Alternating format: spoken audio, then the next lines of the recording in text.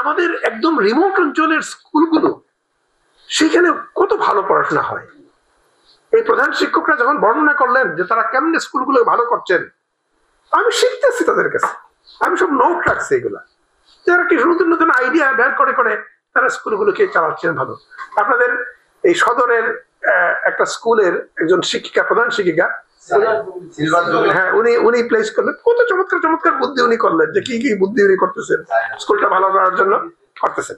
আচ্ছা, উনি তো সদরে আছেন, ওই মোড়েলগঞ্জের না, ওই যে টিচার, মোড়েলগঞ্জের, উনি একটা দরিদ্র অঞ্চল, একটা রিমোট অঞ্চলে একজন হেড টিচার, উনি ওনার স্কুলটাকে কিভাবে মানে এত ভালো করে ফেললেন, এটা মনে হয় আমাদের আজকে সকালের আলোচনার মধ্যে সবচেয়ে বেশি আকর্ষণীয় ছিল। এই বিষয়টা একটা অবিশ্বাস্য বিষয়, এখানে সাহস পাওয়া যায়।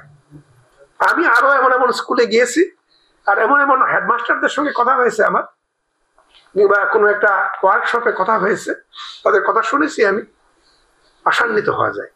ফলে আমি বলি কি, এখানে যারা রয়েছেন এরা তো এই দেশের নাগরিক, জীবন একটাই, একদিন মরে যাবেন, মরার আগে কি সান্ত্বনা থাকবে? আপনি কতটুকু কাজ করে গেছেন, ওইটুকু আপনার সান্ত্বনা, এবং এটুকু আপনি জানেন। অন্য কাছে ফাঁকি দিলেও আপনি আপনাকে ফাঁকি দিতে পারেন না, আপনি জানেন আপনি কি করেন। ফলে আমরা যদি প্রত্যেকেই তার নিজের জায়গা থেকে তার কাজটা করি, তাহলে কিন্তু অনেক কাজ হয়ে যায়। ফলে আমি এখানে এই পরিবেশটা দেখছি, বিশেষত এই প্রশাসনের পক্ষ থেকে আমি যে কথাগুলো শুনলাম, কারণ এসপিরা সাধারণত অন্য অংশ থেকে আসেন, তো উনি যেহেতু কলেজ শিক্ষক ছিলেন, ফলে উনি শিক্ষাটা মানে ওন করেন বলতে পারবো আমি।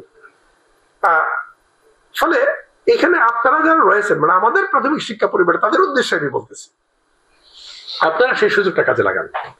এখানে আপনার একটা উপযুক্ত পরিবেশ পাচ্ছেন, কাজে লাগান, সেটাকে কাজে লাগান।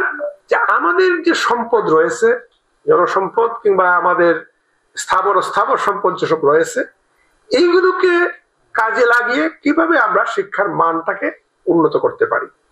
ধরুন কথার কথা, আমরা 5 বছরই করতে পারলাম এমনটা, তারপর আরো খারাপ হয়ে গেল, কথার কথা। কিন্তু যে 5 বছরে আপনি এতগুলো ছাত্রকে বের করলেন,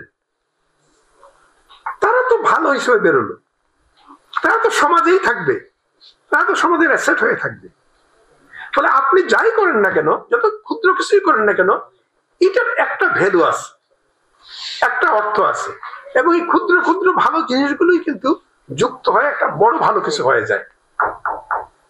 ফলে আমি অনেক রাত হয়ে গেছে, আমাদের এত লম্বা করার কোনো প্ল্যানই ছিল না, আমাদের আইডিয়া ছিল না 8টার সময় শেষ হয়ে যাবে, এখন বেজে যাচ্ছে 10টা, সুতরাং আর কথা বাড়াচ্ছি না।